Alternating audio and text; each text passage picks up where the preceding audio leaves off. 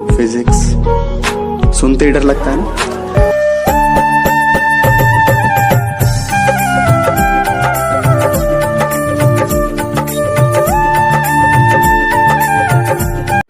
नमस्ते छात्रों, आज हम कक्षा 11 विषय भौतिक विज्ञान में आपका जो रनिंग चैप्टर है सरल रेखा में गति यानी motion in a straight line, इसमें आज नेक्स्ट का टॉपिक हम स्टडी करेंगे। तो आज हमारी जो पहली हेडिंग होने वाली है वो है वेग। वेग को हम इंग्लिश में वेलोसिटी कहते हैं।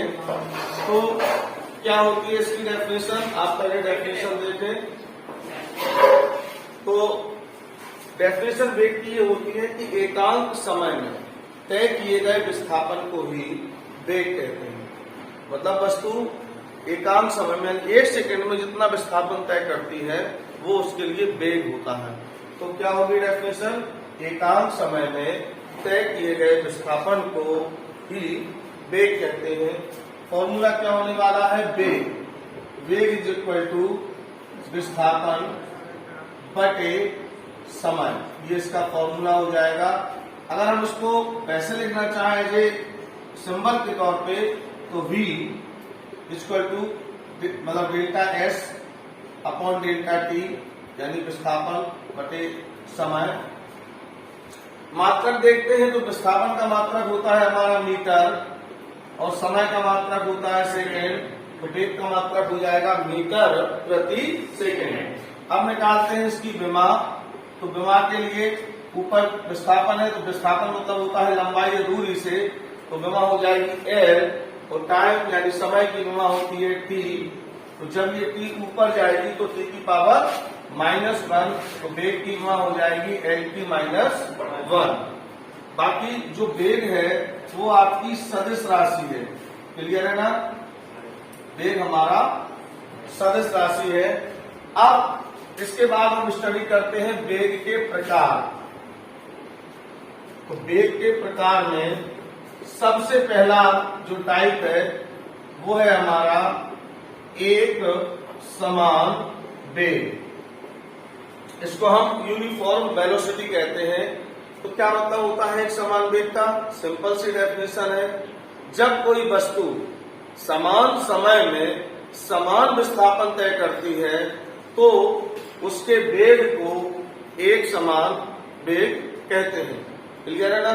मतलब सेम टाइम में सेम विस्थापन, अगर वो 5 सेकंड में 5 मीटर विस्थापन तय कर रही है तो अगले 5 सेकंड में भी उसको 5 मीटर ही डिस्प्लेसमेंट तय करना होगा, तब हम उसकी वेलोसिटी को कैसा मानेंगे, एक समान वेग। तो सिंपल सी डेफिनेशन है, जब वस्तु समान समय अंतराल में समान विस्थापन तय करती है तो उसके वेग को एक समान वेग कहते हैं।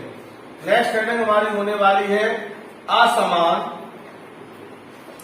वेग, या इसको दूसरे वर्ड में कह सकते हैं परिवर्ती वेग।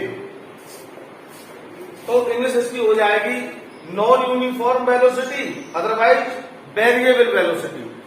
तो सिंपल सी डेफिनेशन है इसकी कि जब कोई वस्तु समान समय अंतराल में अलग अलग विस्थापन तय करती है तो वस्तु के ऐसे वेग को असमान वेग कहते हैं।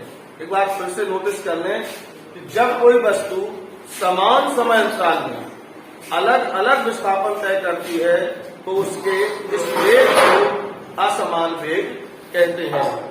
तो छात्रों हम देखते हैं अपने वेग का तीसरा प्रकार। थर्ड नंबर पे आता है आपका तात्क्षणिक वेग, या इसको कहते हैं तात्कालिक वेग। इसका मतलब क्या होता है, जैसे चाल के लिए मैंने समझाया वैसे वेग को, मतलब इसका ये है एक बड़ी प्रोसेस हो रही हो, ठीक है ना। उस बड़ी प्रोसेस में आप किसी विशेष क्षण या विशेष टाइम पे किसी चीज को नोटिस करें तो वो चीज तात्क्षणिक में आती है। सपोज करो, जैसे एक एग्जाम्पल के तौर पे फिर से वही चीज, एक बस है जो अपने बस स्टैंड से चली, रास्ते भर उसने ब्रेक लगाए, स्लो हुई कि 80 की स्पीड से चली कि 100 की स्पीड से चली, मुझे कोई मतलब नहीं। मैं एक जगह पर्टिकुलर प्लेस पे खड़ा था, उस समय मेरे सामने से बस जिस स्पीड से निकली वो मैंने उस सेकेंड में उसकी स्पीड को जो काउंट किया, तो वो उस पर्टिकुलर टाइम पे नोटिस की गई स्पीड या वेलोसिटी तात्क्षणिक कहलाती है। उसके बाद वो किस वेलोसिटी से जा रही, इससे भी मुझे कोई लेना देना नहीं। तो इसकी डेफिनेशन क्या होगी? किसी विशेष समय पर वस्तु के वेग को ही तात्क्षणिक या तात्कालिक वेग कहते हैं। क्लियर है ना? तो इसके लिए हम लिमिट लगाते हैं, क्योंकि टाइम की बाउंडेशन हो गई, बहुत छोटा समय चाहिए।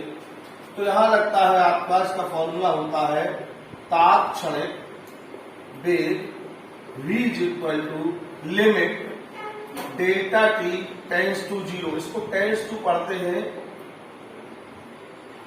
इसका मतलब होता है कि जो टाइम है वो बहुत बहुत बहुत स्मॉल है, मतलब लगभग 0 है, लेकिन 0 नहीं है। कैसे?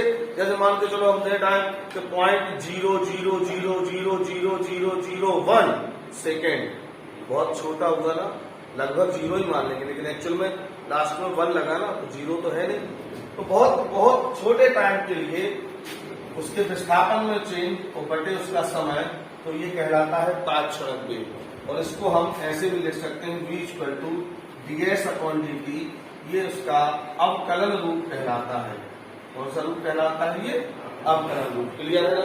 अब आओ लास्ट में इसका 4th नंबर जो होता है, 4th नंबर है हमारा औसत वेग।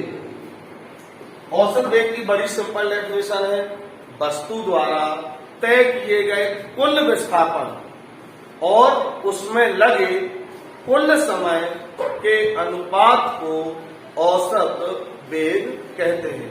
क्लियर है ना? मतलब जितना भी लंबा कवरिंग हो, टोटल डिस्प्लेसमेंट हम ऐड करेंगे और टोटल टाइमिंग ऐड करेंगे, तो जो निकल के आएगा वो औसत वेग कहलाएगा। तो लिखेंगे क्या हम? वस्तु द्वारा तय किए गए कुल विस्थापन और कुल समय के अनुपात को औसत वेग कहते हैं। फॉर्मूला क्या होगा इसका? औसत वेग = कुल विस्थापन बटे कुल समय। क्लियर है ना? तो छात्रों, अब हम एक क्वेश्चन देखते हैं जिसमें हम औसत वेग को काउंट करेंगे। तो क्वेश्चन हमारा इस प्रकार से है, एक सज्जन सुबह टहलने के लिए निकलते हैं, वो पूरब दिशा में 5 मीटर चलते हैं और इतना चलने में उन्हें 10 सेकेंड का समय लगता है। उसके बाद वो 1 मीटर वापस पश्चिम दिशा में लौटते हैं, इसके लिए उन्हें 5 सेकेंड का समय लगता है। तो उस सज्जन के लिए औसत वेग की गणना कीजिए। क्लियर है ना सवाल? तो इन्होंने क्या कहा सवाल में? बुक्स में दिशाएं ऐसे डिनोट करते हैं, अपसाइड नॉर्थ होता है, यहाँ साउथ होता है, यहाँ ईस्ट होता है, यहाँ वेस्ट होता है। तो क्वेश्चन वाले हमसे कह रहा है कि एक सज्जन चले अपने पॉइंट से, चलो एक पॉइंट से उन्होंने स्टार्ट किया और ये 5 मीटर चले, और इस 5 मीटर ये पूरब दिशा में चले, तो ये यहाँ पहुंचे। 5 मीटर चलने में इन्हें कितना टाइम लिया? 10 सेकेंड का। उसके बाद वो पश्चिम दिशा में वापस 1 मीटर लौटे, तो ये बी पॉइंट, ये सी पॉइंट, ये कितना लौटे? 1 मीटर, और 1 मीटर में इन्होंने कितना समय लिया? 5 सेकेंड का। तो इनका औसत वेग चाहिए हमें। तो सबसे पहले हम देखते हैं कुल विस्थापन। तो कुल विस्थापन एक्चुअल में कितना होना चाहिए? 5 और 1, वेरी गुड। कुल विस्थापन 5 - 1 होगा, क्योंकि वो रिटर्न होके आया है, डायरेक्शन चेंज हो गई वापस, तो उनकी यहां से यहां तक की दूरी कितनी बची? केवल 4। तो कुल विस्थापन कितना होगा? 5 - 4 मीटर। 5 - 1 यानी 4 मीटर। तो अगर वो आगे 1 मीटर और चले जाते तो ऐड होता सेम डायरेक्शन की, क्योंकि वो रिटर्न हुए हैं तो वो लेस हो जाएगा, कोई दिक्कत नहीं। और कुल समय इन्होंने कितना लिया? कुल समय इनका था 10 सेकेंड, प्लस इसमें कितना लिया इन्होंने? 5 सेकेंड, तो टोटल कितना हुआ? 15 सेकेंड। अब हम लिखते हैं औसत वेग का सूत्र। तो औसत वेग = कुल विस्थापन बटे कुल समय, ठीक है ना। औसत एक बीच का कुल विस्थापन हुआ 4, कुल समय है 15, ठीक है ना। तो हम डिवाइड करें, पॉइंट लगाए, 0 बढ़ जाएगी, 40 हो जाएंगे। तो 15 दूनी 30, 10 बचे, 0 बढ़ गई 100, 15 छक्का 90, यानी 0.26 मीटर प्रति सेकेंड। ये है हमारा आंसर। क्लियर है ना। आज के लिए इतना ही। Thank you.